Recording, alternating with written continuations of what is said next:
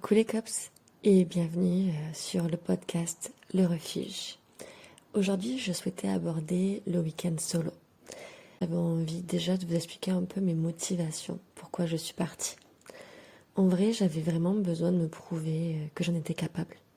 Dans ma vie, j'ai appris à me foutre du regard des autres au fil du temps et me concentrer vraiment sur ce que moi je veux vraiment. Mais on va pas se le cacher, c'est assez compliqué. C'est un apprentissage chaque jour et ma devise quand je stresse, c'est un jour après l'autre. Je me concentre vraiment sur le plus important dans le moment présent. Alors là, dans le moment présent, j'avais vraiment besoin de me recentrer sur moi et de prendre le temps de m'écouter. Et c'est pour ça que je suis partie. Maintenant, où est-ce que je suis partie? En fait, je suis partie en week-end en région Touraine. J'avais décidé.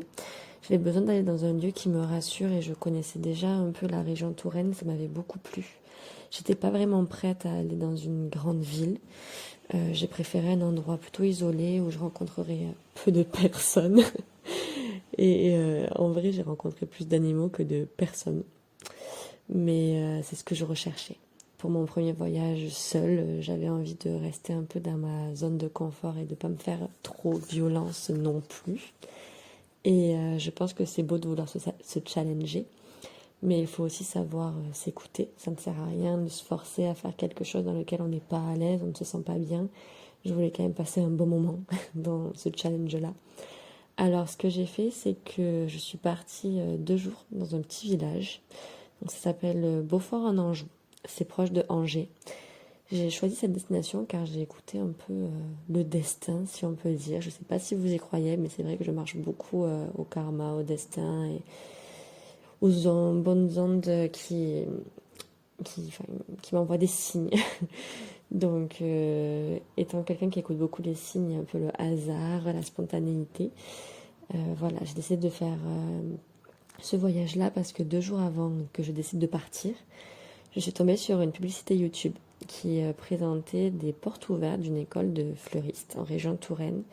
Et cette école m'avait l'air vraiment très cool. Et les portes ouvertes étaient le week-end prochain. Alors je me suis dit, voilà, je veux aller là. Donc je pouvais, parce qu'à ce moment-là, je ne travaillais pas. Justement, je cherchais à me reconvertir comme fleuriste et j'ai vu cette école qui m'avait l'air très chouette. Alors en 2 jours, voilà, j'avais réservé mon Airbnb, j'avais fait ma valise et un peu sur un coup de tête. J'ai écouté mon cœur plus que ma tête. J'ai pris une petite voiture, je voulais y aller en train. Et étant au chômage à ce moment-là, je suis aussi très pauvre.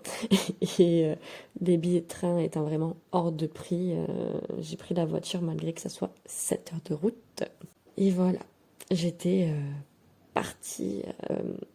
Comment je me suis organisée, le Airbnb que j'ai pris, mon programme. J'aimerais vous détailler un peu plus mon organisation parce que je pense que si vous souhaitez faire ce projet-là, ça peut peut-être vous aider à vous organiser et vous aider à vous lancer, tout simplement. Alors j'ai pris mes clics et mes claques et je suis partie. Dans la voiture, j'étais plutôt excitée. J'avais confiance en moi, j'avais mis la musique à fond. J'avais fait une première pause pour manger. J'ai mangé seule, tranquille. En vrai, j'étais de suite moins à l'aise parce que manger seule, si on n'a pas l'habitude, même si c'est sur une aire d'autoroute, ça peut faire un peu bizarre. Donc au début, j'étais pas spécialement à l'aise. Je me suis calée pour être face à la vue et voir le moins de gens possible qui me regardaient, d'autant plus que pourquoi les gens me regarderaient, en vrai. Honnêtement, les gens, ils en ont rien à faire de nous, ça on le réalise très vite. Chacun fait sa life, ça choque personne que sur une aire d'autoroute tu sois seul parce qu'il y a des gens qui voyagent pour retrouver d'autres personnes, même qui voyagent seuls, c'est vrai qu'il y en a de plus en plus, donc faut pas non plus trop se poser la question. Mais en vrai, j'ai fait assez vite et je suis allée dans ma voiture assez rapidement parce qu'à ce moment-là, c'était mon petit cocon. Là, au bout de 30 minutes, j'ai repris la route. Arrivée au village, j'ai fait des petites courses pour amener au Airbnb. Puis voilà, je suis arrivée à destination. La proprio du Airbnb m'attendait, m'a présenté du coup le studio. J'ai pris un petit studio vraiment très cocooning, très mignon. Et voilà, elle est partie. Et puis je me suis retrouvée seule dans ce studio. J'ai choisi un studio pour me sentir à l'aise parce que même si c'était petit, justement c'est un lieu inconnu. Donc il y avait un petit côté qui me rassurait que ça soit petit et cocooning. J'ai pris quelque chose qui me plaisait en termes de goût, de décoration, une ambiance assez chaleureuse, un peu maison de campagne. J'ai bien aimé. Puis le fait que ce soit petit, voilà, pour prendre ma place dans ce lieu, je me sentais pas noyée dans ce vide comme j'aurais pu l'être dans une grande maison. Là, j'avais Déjà que c'était compliqué, mais je l'avais bien vécu, que ça soit assez petit. Quand je suis arrivée, voilà, je commençais à ranger mes affaires, enfin mes courses principalement. Si je voulais manger quelque chose de bon, il valait mieux que je mette ça au frigo. Je me suis posée un peu sur le canapé. Franchement, avec 7 heures de route, j'étais vraiment KO. Il était plus de 20 heures. Et au début, j'ai pas trop bougé. J'avais l'impression de ne pas trop oser, peur de déranger.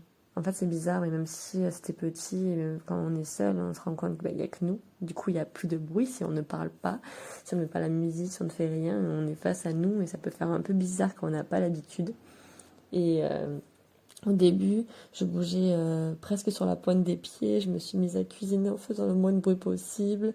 Peut-être que si ce qui y a joué, c'est que à côté, il y avait ma proprio qui avait la maison collée au studio, donc peut-être que j'avais peur de déranger, mais en soi je louais l'appartement, je payais, donc je pouvais vivre quoi, et c'est pas comme si elle entendait tout ce que je faisais. Du coup, petit à petit, j'ai pris possession du lieu, j'ai commencé à mettre de la musique. J'avoue que ça permet de couvrir le silence et ça aide beaucoup. Ce que je peux conseiller si vous aimez la musique, du coup j'ai mis la musique en cuisinant, j'ai commencé voilà un peu danser, cuisiner, j'ai mangé, j'ai rangé toutes mes affaires pour avoir vraiment voilà, mes affaires de toilette dans la salle de bain pour prendre un peu ma place en fait, tout simplement, pour que je me sente un peu plus comme chez moi ou presque. J'ai pris un bon bain pour me détendre parce que j'adore les bains et là pour le coup elle avait une baignoire donc c'était merveilleux, ça me permettait un peu de me mettre à l'aise. Après les 7 heures de route, franchement ça m'a fait trop du bien, je me suis fait un petit masque, j'avais pris de quoi me relaxer. Je suis allée me mettre au lit avec un petit film et pour être honnête, ça a été une de mes meilleures nuits depuis longtemps. Le vrai sommeil réparateur, vraiment, j'ai trop bien dormi dans ce lit. Alors que généralement, quand on ne dort pas chez nous, ça peut arriver qu'on soit pas forcément bien. Bon, après, j'ai l'avantage de bien dormir partout, mais honnêtement, je me suis sentie ressourcée. Donc, je sais pas si c'est l'air de la campagne ou si c'était le stress et du fait de dormir et tout lâcher prise, je ne sais pas, mais en tout cas, j'ai très bien dormi. Le matin, je me suis fait plaisir en préparant un bon brunch. Voilà, j'ai lu un peu, je me suis posée pour écrire mes résolutions d'anniversaire. Pour la petite parenthèse, je suis née en septembre. Et j'aime bien faire ma bucket list par année de vie. Je fais aussi celle par année normale, le 1er janvier. Mais j'avoue que j'aime bien aussi faire par rapport à mon année de naissance et les choses que je veux réaliser dans ma vie sur mon année d'anniversaire, sur la personne que je veux être et les choses que je veux accomplir. Après, j'ai fait ma to-do list du week-end. J'ai pris le temps un peu de me renseigner sur les lieux à visiter du lieu où j'étais. Je souhaitais un peu me dépayser aimant les fleurs et la nature. J'avais choisi un peu des parcs dans la région. Et pour le coup, la région Touraine en regorge carrément. Donc une fois ma liste faite, je me suis préparée. Je suis partie à l'aventure. J'aurais commencé tranquillement. Et je commençais par visiter déjà le village où j'étais. Rencontrer les locaux, les commerçants. Voilà, je me suis baladée dans les petites rues. Voir tout ce que je pouvais faire déjà à pied sans prendre la voiture autour de moi. En plus il faisait soleil donc c'était grave agréable et cette journée en fait j'ai pris vraiment le temps de me perdre dans les rues, de prendre le temps d'apprécier ma compagnie, de me sentir pleinement ancrée dans ma vie et de réaliser ce que j'étais en train de faire vraiment. J'ai pris le temps de marcher, de regarder autour de moi, d'être bien et de voyager seul et le savourer en fait parce que des fois on a tendance à aller très vite ou pas faire attention et pas vraiment ressentir ce qu'on fait et là j'ai vraiment pris le temps vu que j'étais pas pressée de ressentir chaque chose et c'est vraiment que le lendemain que j'ai visité les lieux où j'ai eu besoin de prendre ma voiture donc voilà je me suis dit chaque chose en son temps. C'était vraiment chouette, je me suis bien baladée, j'ai rencontré des animaux, enfin franchement c'était vraiment cool. Et c'est le lendemain, par contre, que j'ai quitté le Airbnb pour aller aux journées portes ouvertes, qui avaient lieu du coup matin. Et l'après-midi, j'ai acheté un petit pique-nique pour aller visiter mes fameux lieux de ma bucket list dans un jardin magnifique. Vraiment, le jardin était entretenu par une petite mamie qui m'a raconté un peu son histoire, comment elle a créé son jardin. C'était vraiment très beau. J'ai passé vraiment tout mon après-midi. J'ai rencontré du coup d'autres voyageurs. C'était vraiment chouette de discuter avec d'autres personnes. Quand on est seul, on est des fois plus ouvert aussi à la rencontre d'autrui. Du coup, c'était vraiment chouette. J'ai passé un très bon moment et puis adorant les fleurs, vraiment, j'ai vraiment apprécié de visiter ce petit jardin. C'est vraiment comme un voyage dans des jardins du monde, mais en région Touraine, à un seul endroit. Donc j'aimais beaucoup ce petit concept. Le soir, j'ai pris ma voiture, je suis allée chez une amie qui habite vers Tours. Environ 1 heure de route, j'ai mis. J'ai passé la soirée chez elle et mon dimanche avec elle. Puis c'est le lundi que j'ai repris la route direction le sud. Quand j'étais chez elle, on a visité d'autres villages de ma bucket list et une forteresse. Franchement, petite pépite, j'ai adoré. Si vous vous demandez si j'aime les fleurs, je pense que vous avez la réponse. Donc voilà, pour vous résumer tout ça, je vous conseille pour un premier week-end solo de choisir une destination dans laquelle vous vous sentez bien. C'est vraiment important. Un hôtel ou un Airbnb qui vous rassure de par sa décoration, son agencement selon vos critères, de prendre le temps d'apprécier votre compagnie.